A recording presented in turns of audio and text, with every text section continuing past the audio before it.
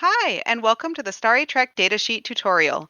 In this video, we'll show you how to complete the datasheets at each monitoring site you visit while participating in Starry Trek. You'll complete one volunteer monitoring datasheet at each monitoring site you visit. So once you arrive at your first site, here's what you should do.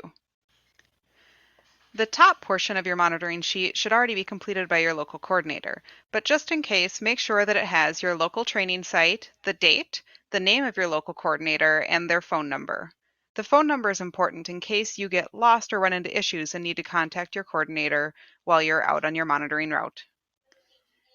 You'll also want to be sure that your group number shows on your data sheet. You'll be assigned this number when you check in at your local training site.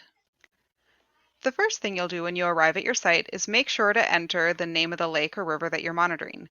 Be sure to add a specific location, for example, the north axis at Vulcan Lake, if you are going to be monitoring more than one location on the same water body. You'll remember from the training video that showed you the protocols that you'll be following at each monitoring site that you'll be tossing the rake 5 times at each location you visit. So you'll see here 5 rows to record information about each rake toss you make at each monitoring site.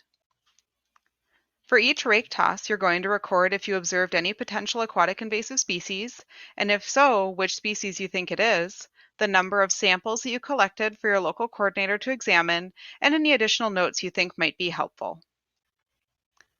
You can see an example here of what a completed data sheet might look like. Next, we'll show you what to include on the specimen label in the event that you do find a potential aquatic invasive species.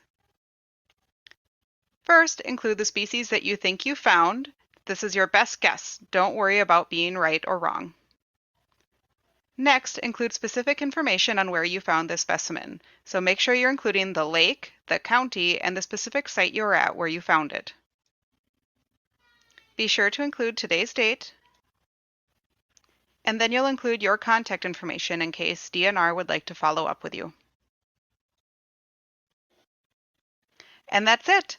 You can now move on to the next monitoring site on your list. Don't forget to start a new monitoring datasheet once you get there.